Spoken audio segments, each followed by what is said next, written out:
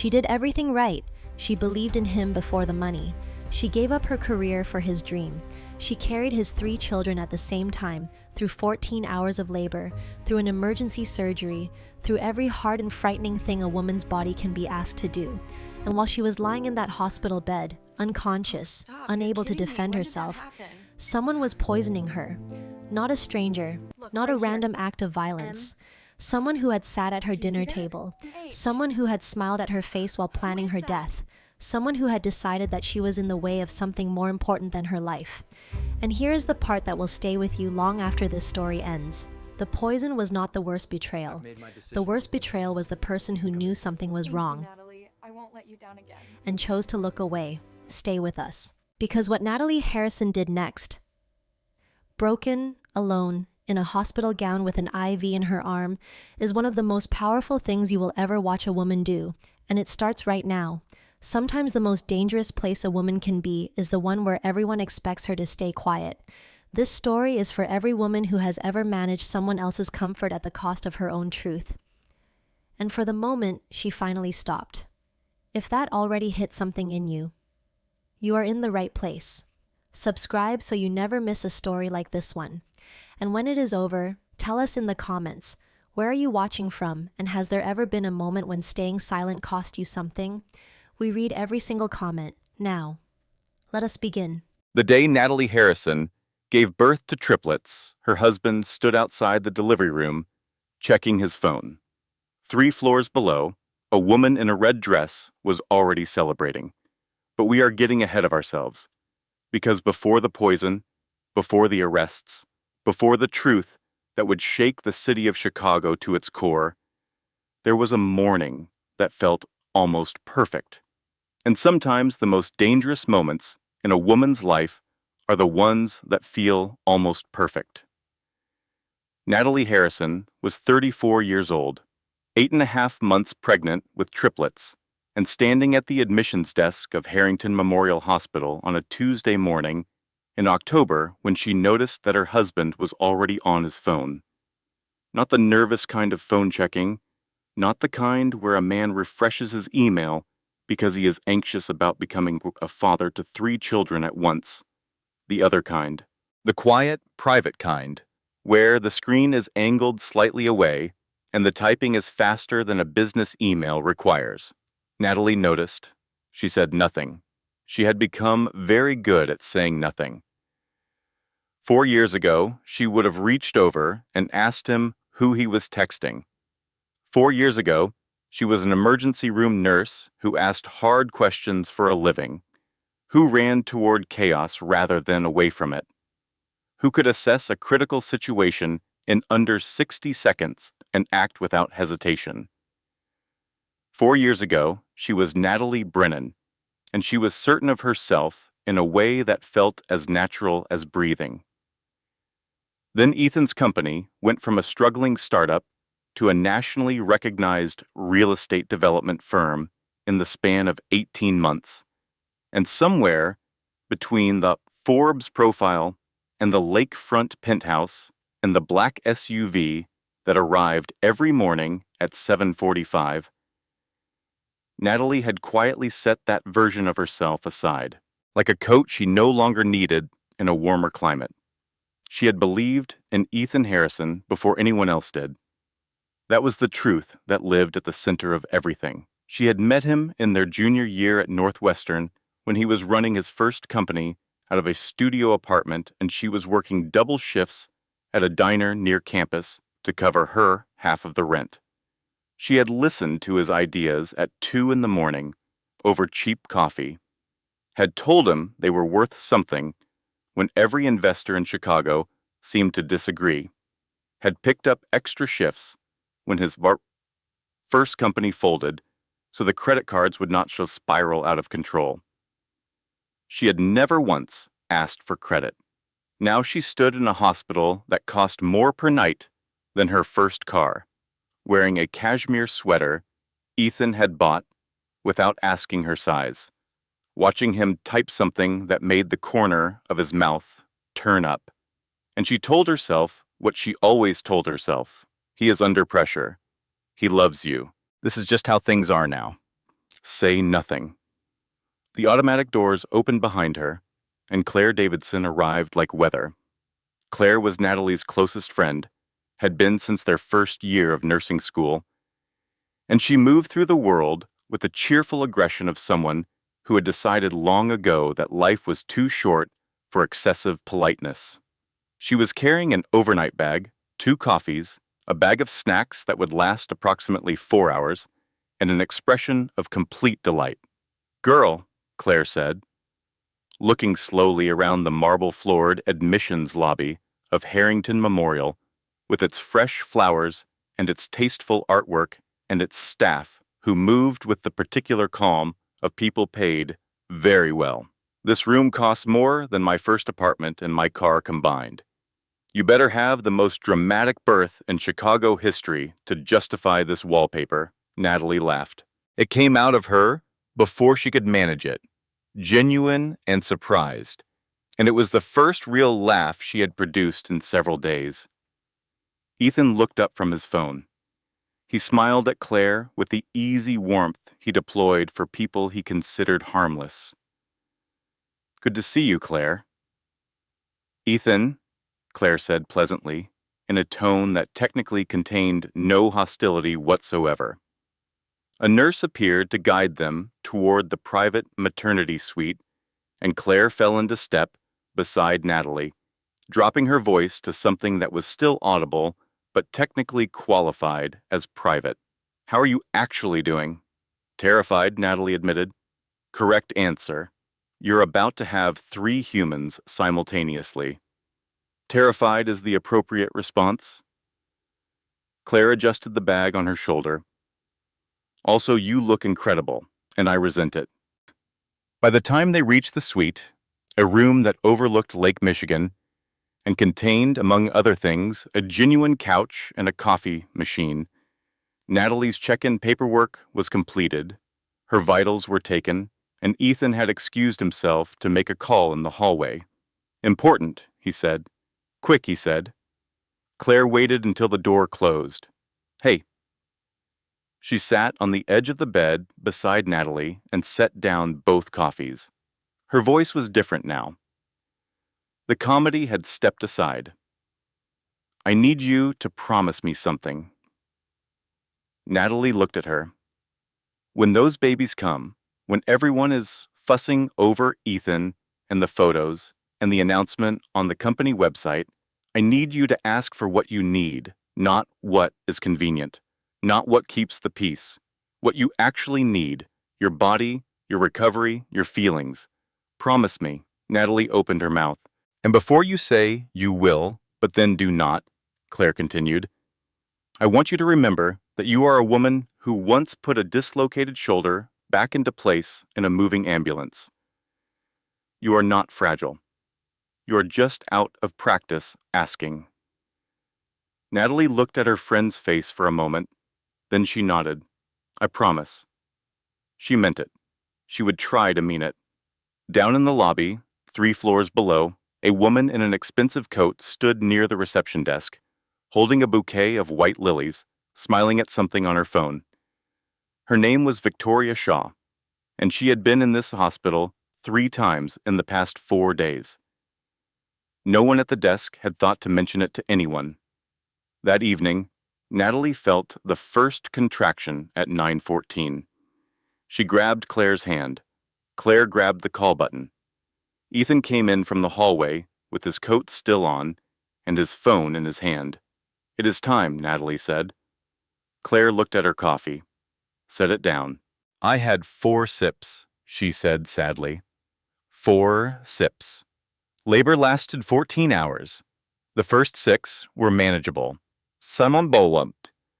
The particular kind of manageable that requires a great deal of concentration and the periodic presence of medical professionals who speak in steady voices and use words like progressing and doing great and almost there in ways that are technically accurate but emotionally misleading. Hours 7 through 11 were not manageable. They were the kind of hours that strip away everything that is not essential and leave only the most fundamental version of a person.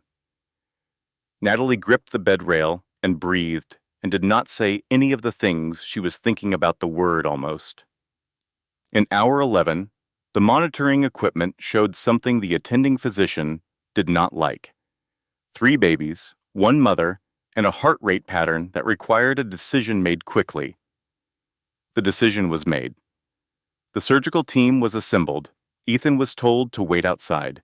Natalie, lying in the bright, flat light of the operating room, while the anesthesiologist placed a hand on her shoulder and spoke calmly about what she would feel and what she would not, looked at the ceiling and thought about a very specific Tuesday afternoon 8 years ago when Ethan had called her from a payphone because his cell service had been disconnected and told her the company was done, the money was gone, he was sorry, and she had driven across the city to sit with him in that studio apartment and told him it was not over.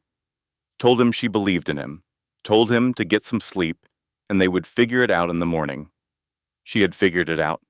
2 jobs, 6 months, enough breathing room for him to try again. She thought, I would do it again. And then she thought, but would he do it for me? She did not have time to answer herself because the first cry cut through the room like something splitting open the air, and then the second, and then after a long half-second that felt like falling, the third, smaller, quieter, but there, 3. They were all 3 here, Connor, Mason, Lily. The twins were placed in bassinets. Lily, 3 pounds and 9 ounces, and furious about it, was taken to the NICU before Natalie could do more than turn her head. She woke up in the recovery room with the feeling of anesthesia lifting in slow pieces, like fog burning off a lake in the morning. She reached to her left without thinking. The chair beside the bed was empty. Through the glass partition, she could see the corridor outside. Ethan stood near the nurse's station, with his phone pressed to his ear. He was laughing quietly, and a woman's hand, bare and ringed, reached out and briefly touched his arm before he stepped back and turned toward the window. Natalie blinked. The distance and the medication made the image soft at the edges. She told herself the hand belonged to a nurse. She told herself the laugh was relief. She was very good at telling herself things. 20 minutes later, Ethan came into the recovery room, and he was warm, genuinely warm. The version of him she loved best, kissing her forehead and pulling up photos on his phone of Connor and Mason side by side in their bassinets, both of them pink and outraged and perfect. They look exactly like you, he said. Where's Lily? The warmth shifted slightly, like a cloud passing. In ICU. They said she is stable. She just needs some extra help with breathing. He did not offer to take her there. He did not ask if she wanted to go. Natalie looked at the photos of her sons and told herself that stable meant safe, and safe meant fine, and fine meant she could close her eyes for a little while. She was wrong about several things. By 6 that evening, her blood pressure had dropped twice without a clear explanation. The first time was attributed to fatigue. The second time made Dr. James Whitfield, the chief attending obstetrician, put down his coffee and pull up her labs on the computer in his office. With the particular focused attention of a man who has seen a great deal and still does not like what he is looking at. The number was small, easy to miss. But Dr. Whitfield had been in emergency medicine for 11 years before his obstetrics fellowship, and small numbers in unusual places had taught him to pay attention. He did not make a note in the main system. He ordered a second panel through the lab directly and asked them to call his cell. In the hallway, Ethan kissed Natalie's cheek at 8 o'clock and told her he was going home to get a few hours of sleep. She needed to rest anyway. He would be back first thing in the morning. She said, of course. She said, sleep well. She said she was fine. Claire, arriving with a fresh bag of snacks, passed Ethan at the elevator. Leaving? She said. She needs rest, he said. Right, Claire said, in the tone that contained no hostility whatsoever. She went into Natalie's room and sat in the chair beside the bed. Natalie was already drifting. Claire pulled a blanket over her own lap, put her feet on the small ottoman, and settled in for the night with the calm acceptance of a woman who had slept in worse places. A night nurse came in at 10 to check vitals and offered Claire a pillow. Claire startled awake from a doze she had not intended to take. "I am up. I am up. Is the baby here?" The nurse looked at her carefully. "Ma'am, the babies have been here for 8 hours." Claire blinked. "I was present for all of it. Emotionally." The nurse left. Claire settled back into the chair and looked at Natalie sleeping and felt the particular unease of someone whose instincts are trying to communicate something that has not yet taken a shape clear enough to name. Something was wrong. She could not have said what, but she had known Natalie Harrison for 12 years, and whatever was happening to her body tonight did not feel like exhaustion. It felt like something else. Morning arrived with the particular cruelty of hospital mornings, which is to say the lights came on at 6, and the vitals check happened at 6:15, and breakfast was offered at 6:30, and none of this had any regard for the fact that the patient had produced 3 human beings less than 24 hours prior. Natalie ate half her breakfast. Her blood pressure was lower than Dr. Whitfield wanted, but higher than it had been at 2 in the morning, which was technically an improvement and practically unsatisfying. Claire brought coffee from the place down the street and reported that Connor and Mason had been moved to the standard newborn nursery and were, according to the nurse on duty, extremely opinionated about their feeding schedule, which Claire considered a good sign. "Lily?" Natalie asked. Still in the NICU, holding her own, I asked the nurse 3 times, and she kept saying stable, which I have now decided to accept as good news. Natalie nodded. She was staring at the door. "What is it?" Claire asked. "Nothing." Then, "Someone brought flowers while I was sleeping." Claire turned to the bedside table.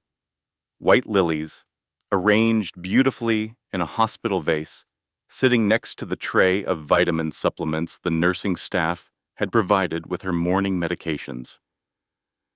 "From Ethan?" There is no card. Neither of them said anything for a moment.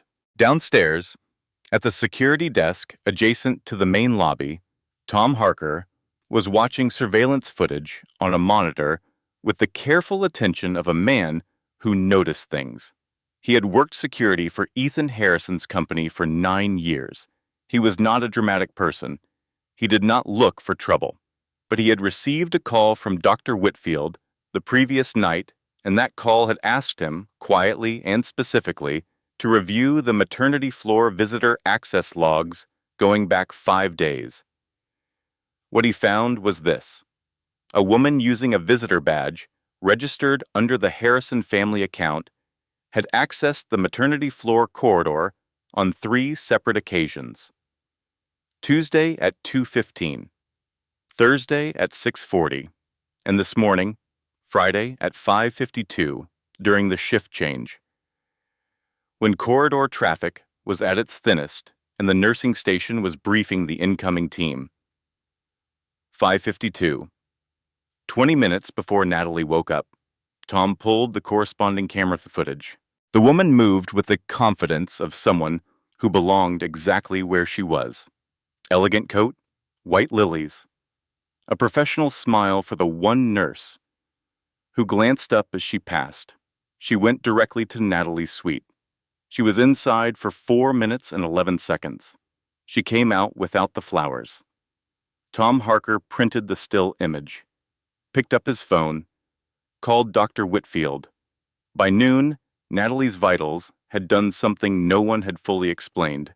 They stabilized beautifully, blood pressure up, oxygen levels steady, The particular color had returned to her face that suggested the body remembering what it was supposed to do.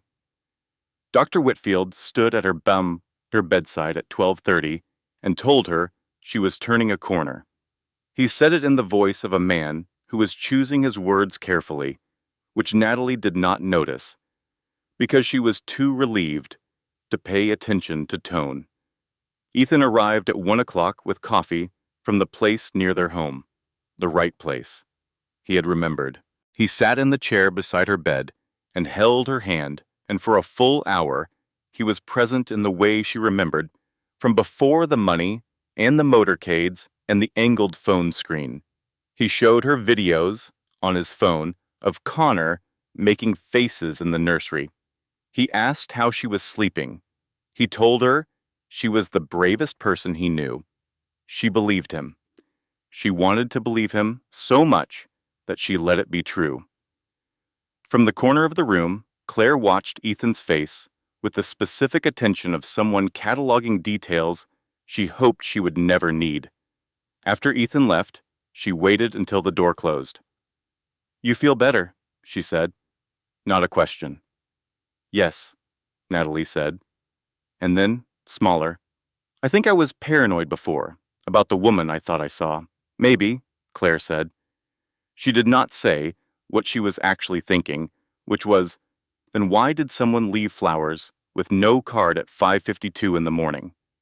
That evening, Dr. Whitfield did not go home at his usual time. He sat in his office with the second toxicology panel and the still image Tom Harker had printed, and he made a phone call.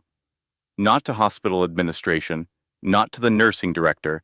He called a number he had not dialed in 2 years, and when the voice on the other end picked up, he said, "Sarah, I need you to come to Harrington Memorial tonight. Not in uniform. Don't announce yourself." Detective Sarah Moss said, "On my way." Detective Sarah Moss arrived at Harrington Memorial at 9:47 that evening in jeans and a gray jacket. Looking to any casual observer like a visitor, stopping in after work, she was 39, precise, and had spent 11 years in Chicago's major crimes unit. She had learned to read situations from the doorway. She stood in the doorway of Dr. Whitfield's office for approximately 3 seconds before she said, "Show me the labs." He showed her. She looked at them for a long time. Then she said, "Foreign compound. Introduced gradually, small doses. The pattern is not postpartum complication. It is accumulation." "How long?" "At minimum 4 days, possibly 6.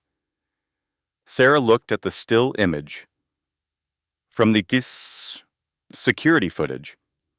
"You know who this is?" "Her name is Victoria Shaw. She runs a consulting firm downtown. She used a visitor badge registered to the Harrison family account." Dr. Whitfield paused. "Ethan Harrison authorized that account access." Moss looked at him. "He issued the badge. His credentials were used. Whether he did it personally or whether someone with access to his accounts did it, I cannot tell you." Moss set the image down. "I need to speak with him." She found Ethan in the small waiting room adjacent to the maternity floor, scrolling through his phone. When she identified herself, he stood immediately, and the first thing she noticed was that he did not ask what was wrong. He waited. She told him that his wife's blood work had returned abnormal results, that there was reason to believe a foreign substance had been introduced into her system, that the investigation was in its earliest stages, and she was speaking with him as a courtesy. Ethan Harrison sat back down. He was very still. Not the stillness of a man absorbing devastating news, the stillness of a man choosing what to do next. His first movement was to look at his phone. Claire Davidson was standing in the corridor. She had been heading to the coffee machine when she saw Moss lead Ethan into the waiting room, and she had stopped. She could see them through the small window in the door. She could not hear the words, but she could see every movement. She saw Ethan's face. She saw his phone. She stood there for a full 30 seconds after they emerged from the room until Ethan walked past her with a brief nod, and then she followed Moss down the corridor. "Excuse me," she said. Moss turned. "I am Natalie Harrison's best friend, Claire Davidson. I have been here since admission." Claire kept her voice level. "What is happening to her?" Moss looked at her carefully. "I am not able to discuss an active. Someone left flowers in her room at 5:52 this morning during shift change," Claire said. "No card. Her vitals crashed twice in 12 hours, and now you are here after hours in civilian clothes. I was an ER nurse for 8 years before I changed careers. I know what an investigation looks like." A pause. "The cameras on this floor," Moss said, "were manually disabled for 52 minutes, 2 days before the delivery. The override came from a terminal registered to hospital administration. I would appreciate it if you did not share that detail." Claire felt something cold move through her chest. She went directly to Natalie's room. She sat down. She looked at her friend's face. She thought about how to say what she needed to say, and she was still thinking when the alarm from the NICU came over the floor intercom. Not a test alarm, the real kind. "Baby Lily, NICU, room 4. Dr. Whitfield was already moving. Natalie was out of the bed before the nurse could stop her, pulling her IV stand, heading for the door. "Mrs. Harrison, you cannot—" "Watch me," Natalie said. And she was, for one precise moment, entirely herself again. They reached the NICU. Lily was small and fighting under the incubator light, her oxygen numbers doing something no one wanted to see. Dr. Whitfield ordered medication adjustments, repositioned the breathing support, spoke quietly to his team in the calm, declarative sentences of someone who knew exactly what he was doing. Natalie stood at the glass. She watched her daughter's tiny chest rise and fall. 15 minutes later, the numbers stabilized. Dr. Whitfield stepped back. He looked at Natalie. He said what he had been preparing to say since 9:47 that evening. "We ran the same toxicology panel on Lily." The room was very quiet. It came back positive. The same compound, at a low concentration, but present. Natalie's hands were flat on the glass. She did not move for a long moment. Then she turned around. Her face was the color of the wall behind her, and her eyes were completely clear. "Who brought the flowers?" she said. Not a question. A beginning. Claire said, "A woman. Red coat, white lilies." Natalie closed her eyes. "Open them. Tell me her name." Her name was Victoria Shaw, and she had grown up in a house in Greenwich, Connecticut, with 4 bedrooms and a landscaping service, and a mother who attended every school event, and a father who worked in finance, and a sister who was, by most objective measures, slightly better at everything. Not dramatically better. Just slightly better grades, slightly more friends, slightly better at the particular art of moving through a room in a way that made people turn. Victoria had spent 32 years being slightly second, and she had converted that experience into something extraordinary. She graduated from Yale with honors, built a consulting practice from a one-person operation in a Chicago co-working space into Shaw Strategic, a firm with 40 employees and clients on 3 continents, and annual revenue that had crossed $40 million the previous year. She was brilliant. She was patient. She understood power the way some people understand music, not just the theory, but the feeling of it. She had met Ethan Harrison at an investor summit in Denver 2 years ago, and the important thing, the thing that Victoria had told herself many times since and believed completely, was that he had come to her first. He had sent the drink. He had followed up the next morning. He had called it professional interest for about 6 weeks before it became something else. Victoria had told herself Natalie was a relic, the college girlfriend who had been grandfathered into a life through proximity and patience rather than design. She had told herself that what she and Ethan had was the real architecture of a relationship between equals. She was not a stupid woman. She knew this was convenient thinking. She did it anyway. The plan had not been her idea. That was the truth she returned to when things got complicated. The plan had come from a lunch meeting at a private club on Michigan Avenue, 6 weeks before Natalie's due date, initiated by a woman who had called Victoria's cell directly through a mutual connection on a foundation board. Margaret Harrison was 64, old money, Wellesley educated, and possessed of the particular quality found in women of a certain generation and class who have spent their entire lives getting what they wanted through channels polite enough to be invisible. She had ordered the salmon. She had spoken about the hospital's new maternity wing, which she had helped fund. She had asked Victoria pleasantly how things were progressing, and then she had said, over dessert, in the same measured tone she used to discuss everything, Natalie is going to deliver 3 children in 6 weeks. 3 heirs.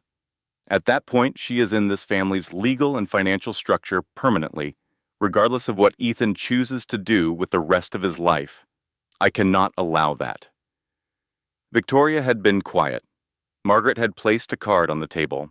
A name, Donna Kelly, registered nurse, maternity ward, Harrington Memorial Hospital. She has significant debt. She has access. She would need direction and compensation. Victoria had picked up the card. What exactly are you proposing? Margaret had looked at her with the clear, steady eyes of someone who had already made peace with the answer. A slow illness, something the doctors would attribute to complications from a high-risk, multiple pregnancy.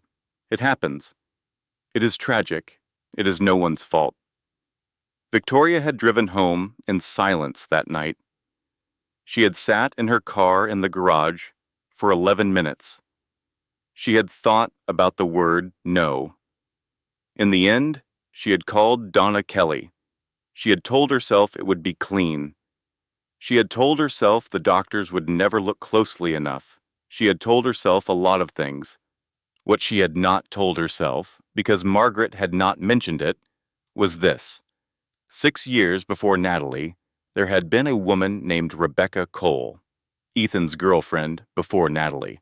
Rebecca had been admitted to Harrington Memorial during a pregnancy that ended in a miscarriage that no one had been able to fully explain. She had developed secondary complications. She had recovered. She had left Chicago. She had never come back. Rebecca Cole had also been treated by Donna Kelly. Margaret Harrison had done this before. Victoria did not know this yet. In the hallway outside Natalie's suite, Derek Collins, Victoria's 22-year-old assistant, had called her 3 times that afternoon about the Seattle conference documentation she needed to review.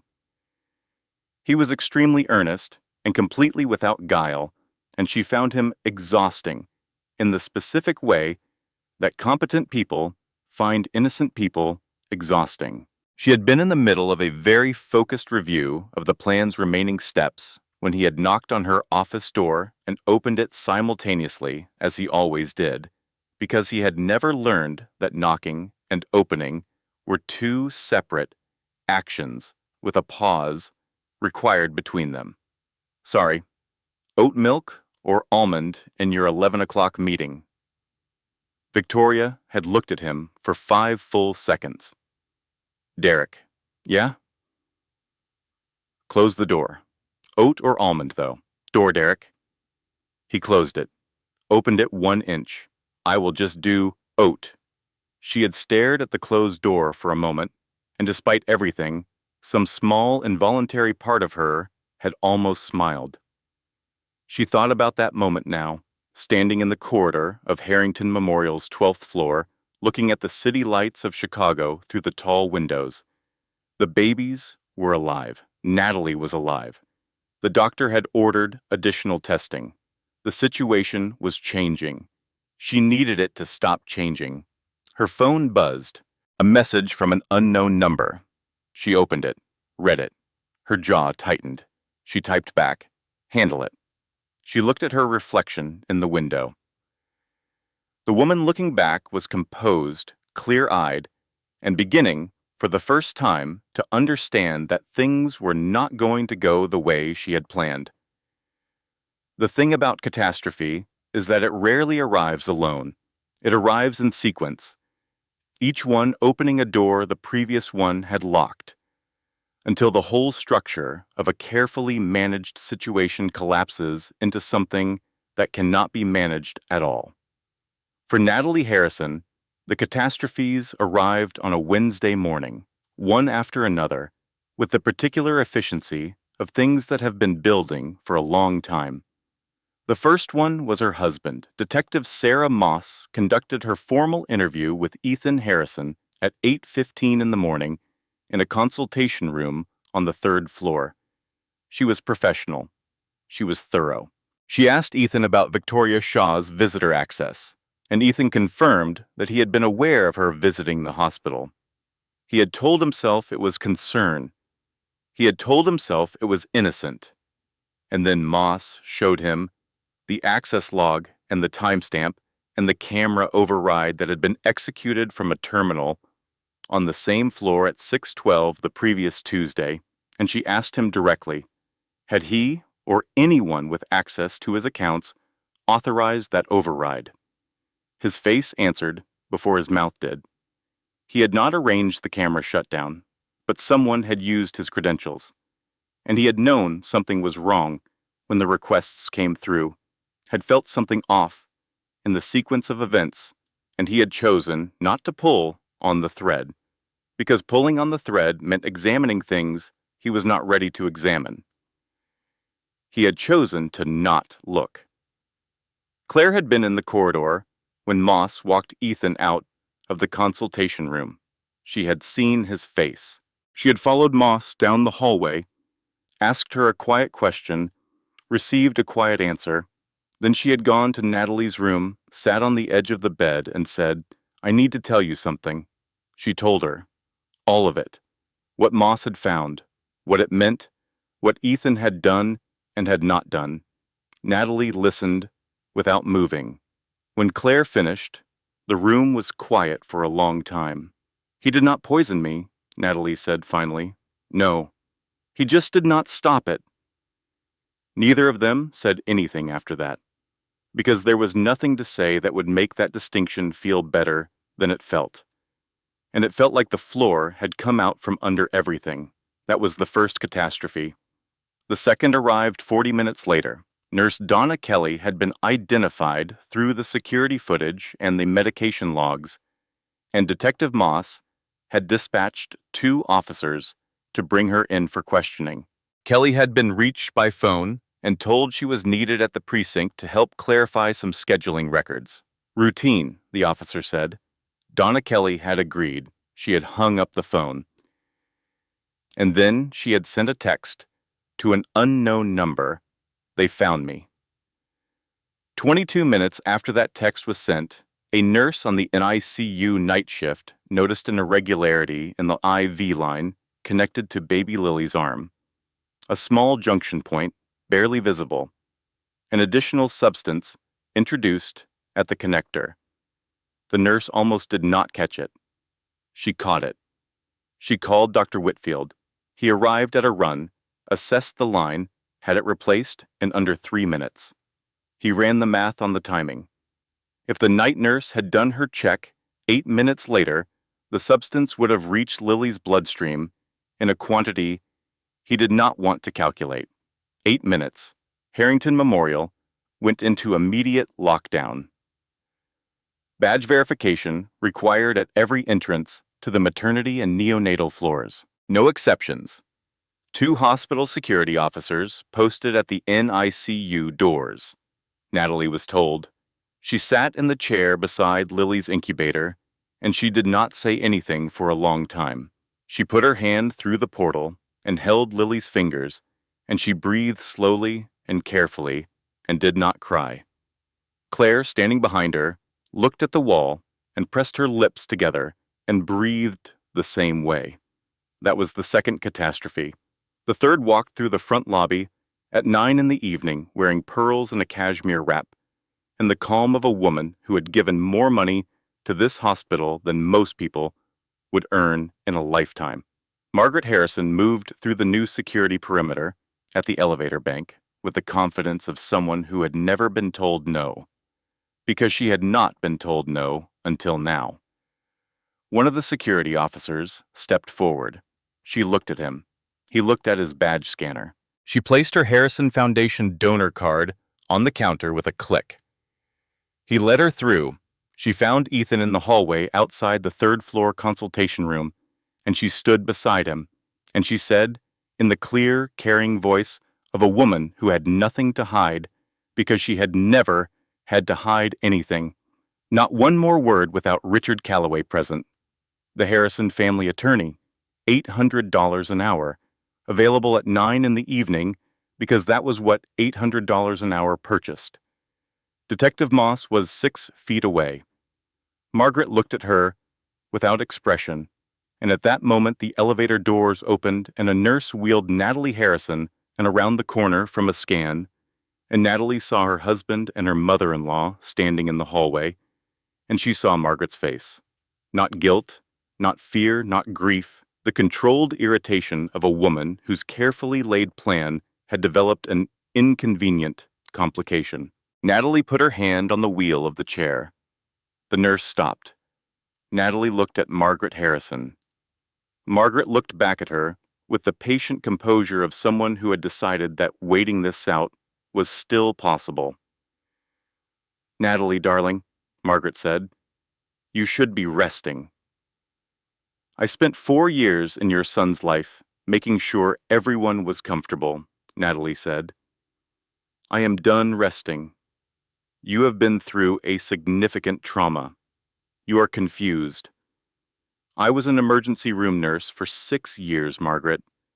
I have sat beside people in genuine confusion. I know what it looks like." She held Margaret's gaze for 3 full seconds. "This is not that."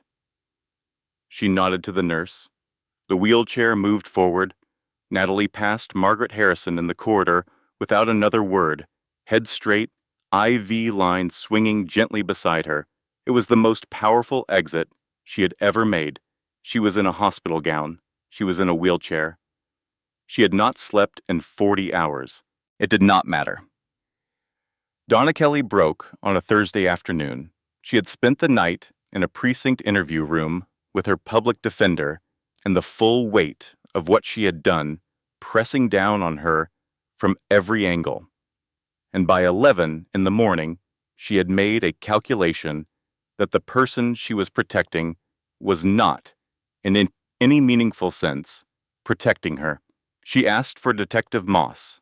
She gave her full statement. She confirmed that Victoria Shaw had approached her 8 weeks before Natalie's due date. She confirmed the payments, $40,000, in 2 wire transfers, through an account she had later understood was connected to Shaw Strategic Consulting. She confirmed the method, a compound introduced gradually through the vitamin supplement protocol, small enough to evade standard testing, targeted enough to produce the pattern Dr. Whitfield had identified. She confirmed all of it. Moss moved on the arrest at 2 in the afternoon. Victoria Shaw was taken into custody at her downtown office, where she was reviewing quarterly reports with 2 junior consultants who would spend the next several weeks being very carefully not available for comment. The arrest made the 5 o'clock news, then the 6 o'clock. By 7, it was the lead story on 3 national networks. Chicago businesswoman detained in Harrison family maternity poisoning investigation. The Harrison name making everything larger, faster, louder. Natalie was watching the news in her hospital room when Claire came in with 2 cups of coffee and an expression that for once contained pure relief. "It is over," Claire said. Natalie exhaled. A long, slow exhale, the kind that carries more than air. Connor and Mason were in their bassinets, both of them asleep in the particular collapsed bonelessness of newborns. Lily was still in the NICU, but her numbers had been steady for 18 hours.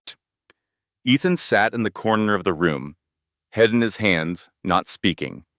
Claire did a quiet, restrained fist pump behind his head.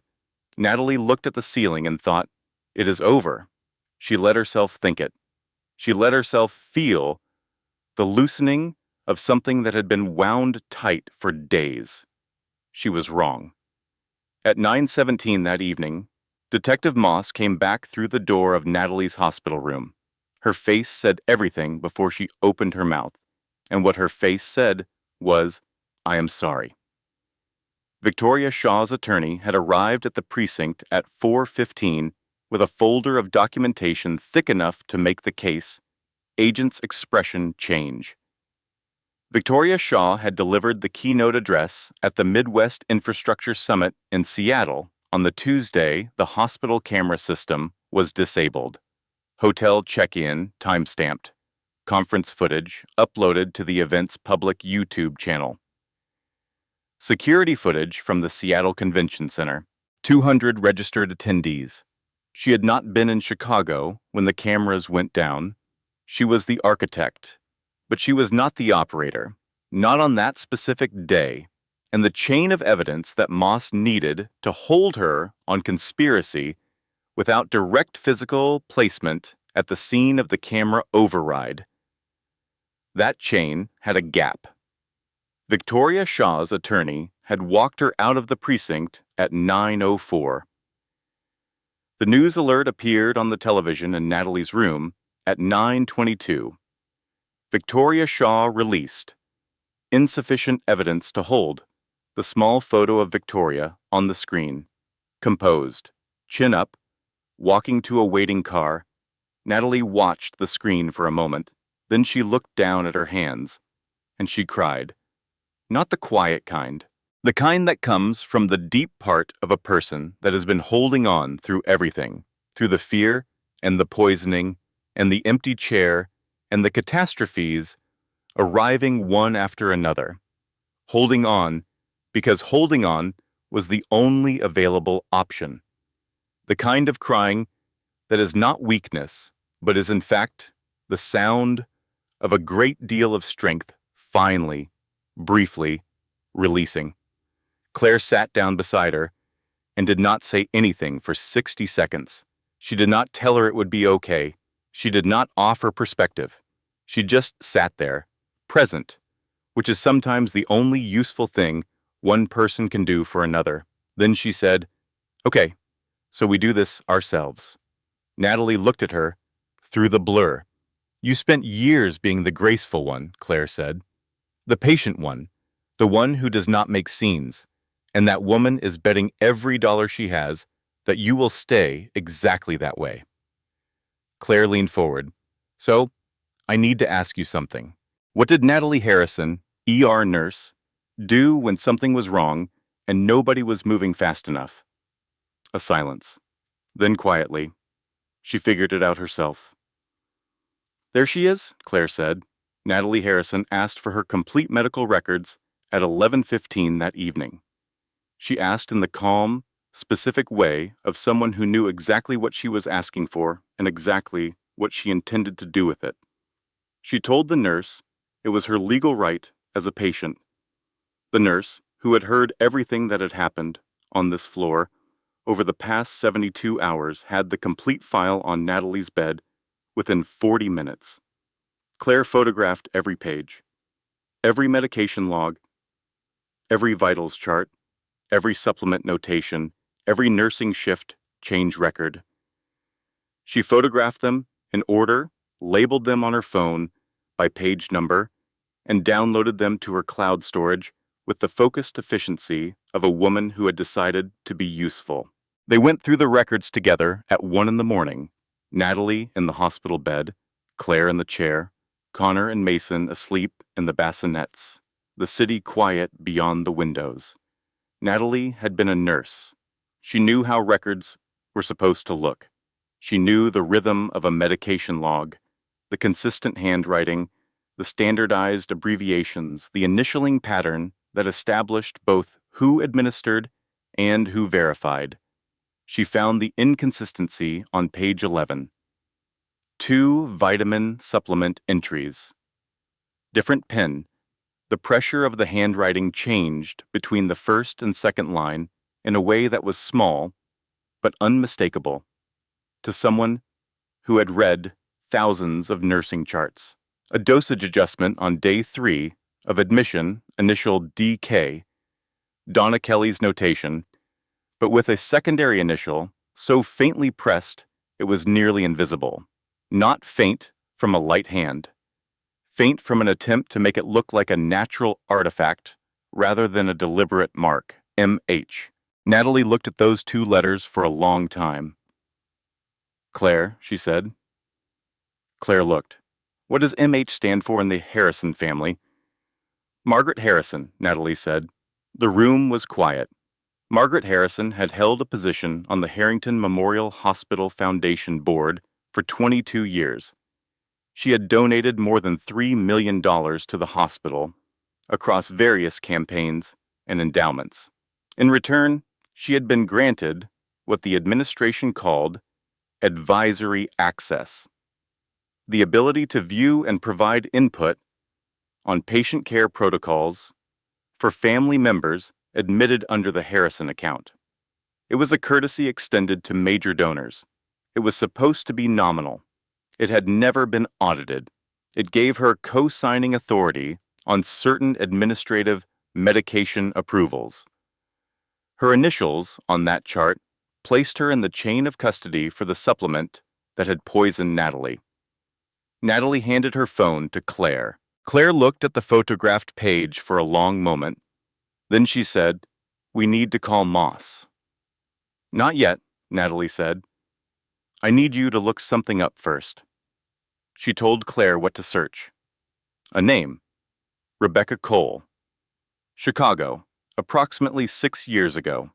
Any connection to Harrington Memorial or the Harrison family. Claire searched. It took 11 minutes and 4 different approaches before she found a small item in a Chicago Society column from 6 years prior. A brief mention of Ethan Harrison ending a long-term relationship, his partner Rebecca Cole relocating out of state, no further details. And then, in a different search thread, a patient advocacy blog post from a woman who wrote anonymously about a miscarriage and unexplained complications during a hospital stay in Chicago that had never been fully explained by her doctors. The anonymous blogger had been admitted to Harrington Memorial. The dates matched. Natalie called Dr. Whitfield directly. She told him what she had found. She asked if he could search the hospital's historical records for a patient named Rebecca Cole, approximately 6 years prior, who may have experienced unexplained secondary complications during a pregnancy-related admission. Dr. Whitfield was quiet for a moment. Then she heard him typing. He found the record. Rebecca Cole, admitted 6 years and 3 months ago. Treating nurse on primary shifts, Donna Kelly. It happened before, Natalie said. Yes, Dr. Whitfield said, and his voice had the weight of a man reassessing everything he thought he knew about a building he had worked in for a decade. Natalie called Detective Moss at 2:15 in the morning. Moss arrived at 2:40. She sat down, looked at the photographed records, looked at the initials, looked at the Rebecca Cole connection, and did not speak for nearly 2 full minutes. "How did you find this?" she said finally. "I used to be a nurse," Natalie said. "We read charts." Moss looked at her, then she made a call. Donna Kelly, informed at 3 in the morning that Margaret Harrison's initials were physically documented on the medication order, that Kelly had been positioned as the executor while the architect walked free. made a decision. She called her own attorney. She agreed to testify, fully, against both of them. Every detail, every conversation, every instruction received. Everything. Claire set down her phone and looked at Natalie with the expression of someone who had just watched something extraordinary happen. "I want it on record," she said, "that I failed AP Biology twice. I cannot read my own handwriting, and we just cracked a criminal conspiracy in a hospital bed at 2 in the morning with bad lighting and leftover granola bars." Natalie leaned her head back against the pillow. "You had 4 granola bars." "Forensics," Claire said, "is hungry work." For the first time in 4 days, Natalie laughed and meant it completely. Detective Sarah Moss arrived at Harrington Memorial at 8 o'clock on Friday morning with 2 officers and a warrant.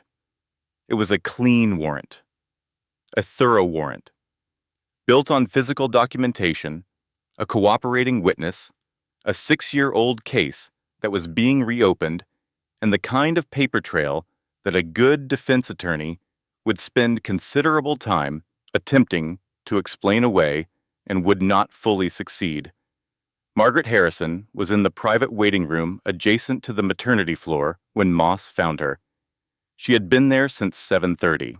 She was sitting in the good chair near the window with her coffee and her phone and the expression of a woman who had been in difficult rooms before and had always come out the other side.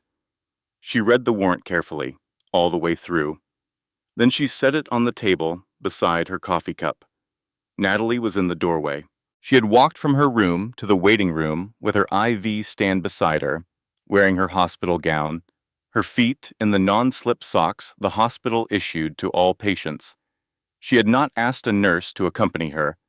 She had simply gotten up and walked there because she needed to be in the room when it happened. Margaret looked at her. The recalculation happened visibly, briefly behind her eyes. "You have no idea," Margaret said, quietly and precisely, "what it takes to protect a family legacy across generations, the decisions that have to be made, the things that have to be managed." Natalie took one step into the room. "You tried to kill me," she said, not loudly, clearly. "You tried to kill my daughter. You used a woman who needed money and trusted the name on the check, and you destroyed her life along with whatever she was willing to do to your family. And you did it to someone before me, Rebecca Cole. A woman who left this city and never came back, and probably never understood why her body failed her." Natalie held Margaret's gaze. "You did all of that to protect a legacy that was never in danger, because I loved your son. I would have given everything for this family. I already had." Margaret turned to Ethan, who was standing near the window. "Say something," she said. The tone she had used with him his entire life. Directive. Certain. The tone that had always worked. "Tell them who I am. Tell them what this family has built." Ethan looked at his mother for a long moment. Then he looked at Natalie. Her IV stand, her hospital gown, the complete stillness of a woman who had run out of things to be afraid of. He looked back at his mother. "I should have protected her," he said. "From the beginning, I chose the easier thing every time there was a choice, and people got hurt because of it. I am not going to choose the easier thing again." He stepped to the side. Margaret Harrison looked at him the way a person looks at something they built that has not functioned as intended. Then she looked at Detective Moss. "I would like to call my attorney," she said. "You can do that at the precinct," Moss said. Victoria Shaw was arrested at her downtown office at 9:15. Shaw Strategic Consulting was sealed pending civil proceedings. The arrest was on the record by 9:30. By noon, 3 national news networks were running the story. The Harrison name did what the Harrison name always did. It made everything larger, faster, louder, cameras outside the hospital. anchors using words like shocking and exclusive, with the practiced gravity of people for whom shocking and exclusive were just another Thursday. Ethan sat in the hallway outside Natalie's room for most of the afternoon. He did not go in. He did not know if he was allowed to go in. He sat there anyway. At 6 in the evening, he knocked and she told him to come in. The room was quiet. Claire had taken Connor and Mason to the nursery for their evening feeding. Lily was stable and strong in the NICU down the hall. Ethan sat in the chair beside the bed. He looked at his hands for a moment. Then he looked at her. Natalie looked at him. The man she had believed in before anyone else did. The man whose first startup she had helped save with her labor and her gold-plated belief in something that had not yet deserved it. The man who had sat in this chair 24 hours after her delivery and been warm and present and real, and who had also, for 2 years, been choosing the easier thing every single time there was a choice. "Did you know?" she said. The question sat between them like something with weight. A long silence. The monitor beeped softly. Traffic moved in the street below. "Not about the poison," he said. "I swear to you, not about any of it." But I knew Victoria had been visiting, and I told myself it was something I didn't have to look at. And when your health started declining, I felt something was wrong, and I did not follow that feeling. He stopped.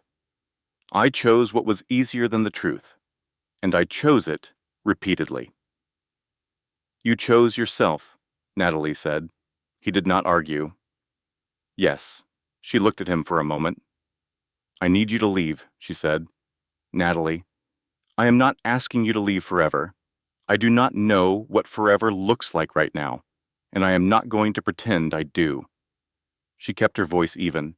"But tonight, I need you to go, because I have 3 children in this hospital, and I need to be with them without also managing your feelings about what just happened. That is done. I am not managing that anymore." He stood. He picked up his coat from the back of the chair. At the door he paused. "I am sorry," he said, and it was the simplest, truest thing he had said in a very long time. "I know," she said. "Go." He went. The door clicked closed. Natalie sat in the silence for a moment, breathing it in. The absence of something she had been carrying for a long time. Then she pressed the call button. "Can someone wheel me down to the NICU? I would like to sit with my daughter." Natalie Harrison sat in the NICU at 11 o'clock on a Friday night with her hand through the portal in Lily's incubator, and she stayed there until the sky outside began to change color. Lily's fingers closed around hers the way a newborn's fingers close, with that reflexive, absolute grip that does not know yet what it is holding but holds on anyway with everything it has. Natalie thought, "You are going to be a lot of trouble." She thought it with her whole heart.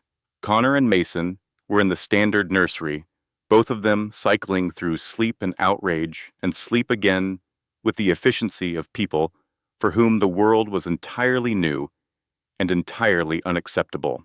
A nurse had told Natalie earlier that Mason had refused a pacifier with the energy of someone rejecting an insult. Natalie considered this a promising sign.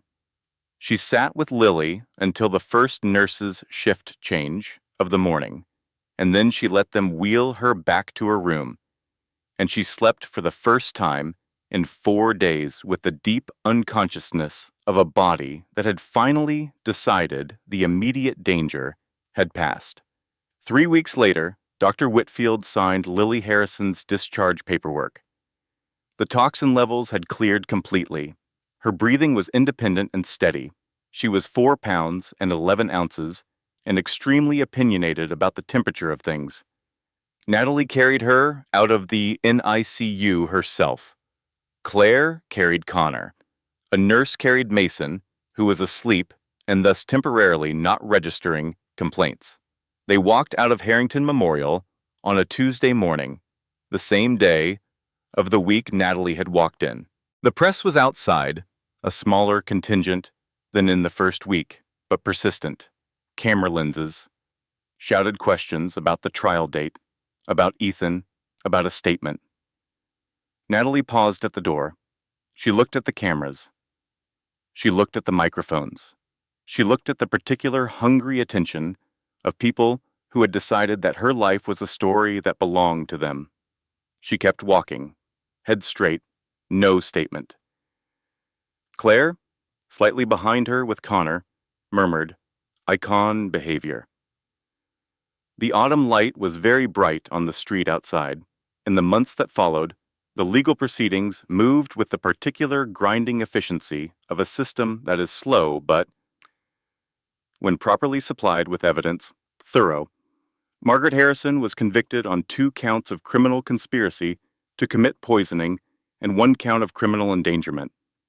The Rebecca Cole case, reopened with Donna Kelly's full cooperation, added a 3rd charge. Margaret Harrison, who had spent 64 years in rooms where her name opened every door, was sentenced to 14 years. No parole consideration for 8. The Harrison Family Foundation was dissolved by court order.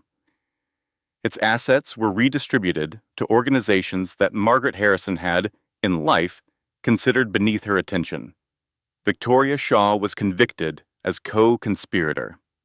Shaw Strategic Consulting was seized in civil proceedings and its assets used to satisfy judgments. Victoria received 9 years. She sat very straight at the sentencing and did not cry, which people who covered the trial wrote about at some length. Donna Kelly, who had cooperated fully, and whose testimony had been essential to both convictions, received a reduced sentence of 3 years. Her nursing license was permanently revoked.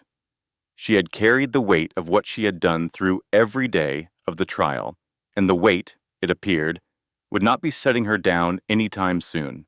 Ethan Harrison was not criminally charged.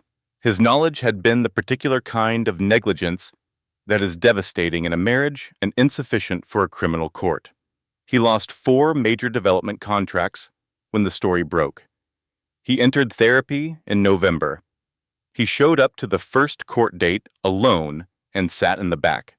A woman named Rebecca Cole flew back to Chicago in February to testify.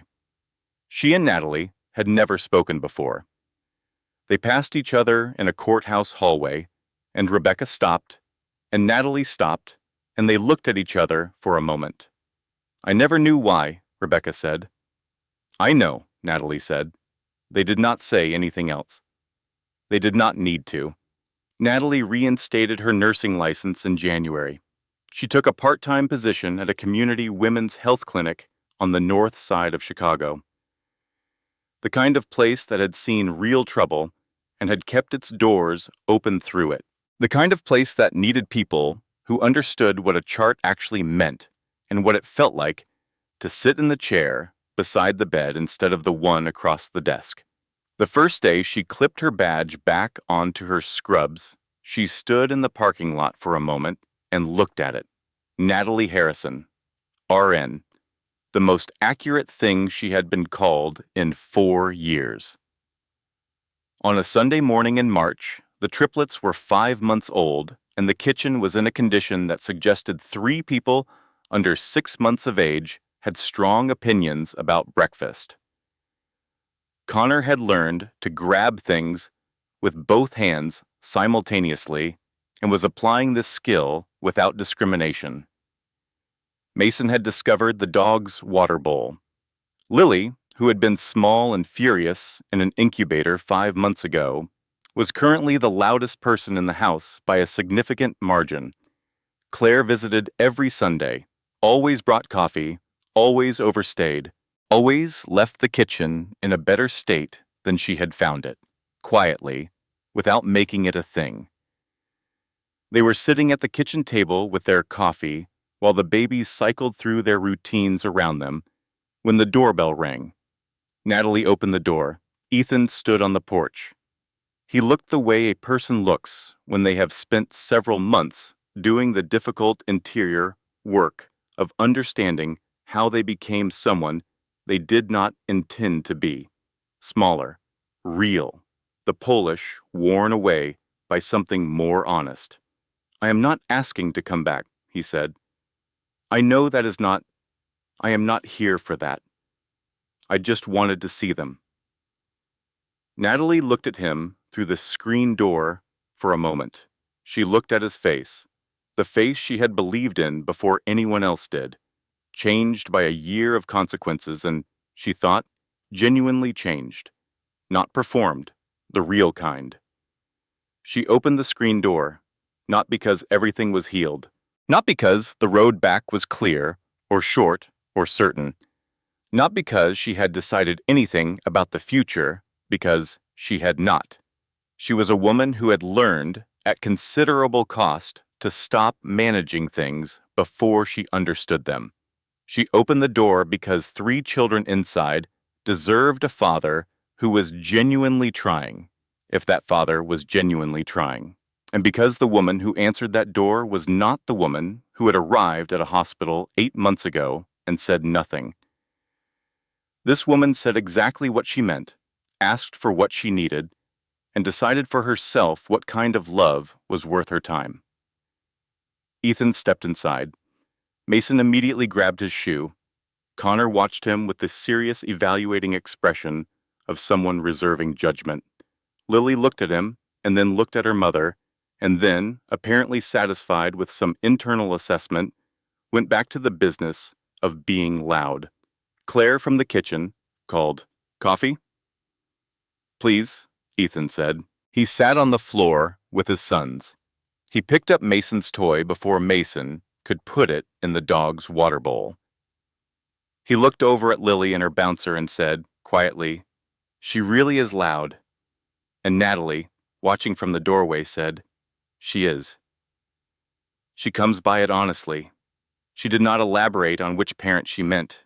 Outside, the March light was thin and clear, and the lake was the particular hard blue it got in early spring, and the city was moving the way it always moved, continuous and indifferent and full of people living their lives alongside each other without knowing what was happening 3 doors down.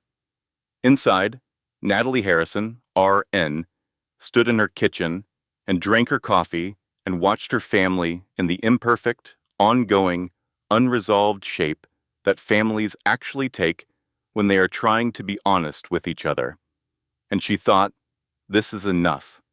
Not because it was everything, but because she was present for it, finally, completely, as herself. That was enough. That was more than enough.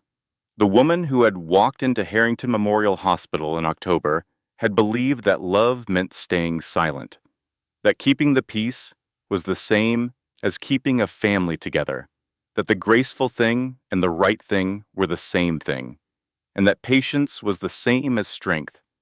The woman who walked out had learned that real love, for herself and for her children and for the truth, sometimes sounds like the quietest, most devastating sentence you will ever say. "I need you to leave." And sometimes it sounds like opening a screen door on a Sunday morning and making room for the difficult, uncertain, possible thing. It was not the ending she had planned.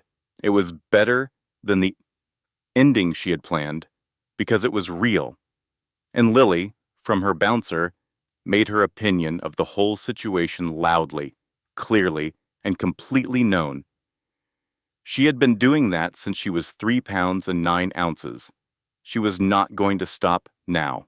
If Natalie's story moved you, if there was a moment in this story where you thought, "I know that feeling. I know what it is to say nothing when you should have spoken," or to finally find your voice when everything was on the line, tell us in the comments. Where are you watching from today? We read every single one.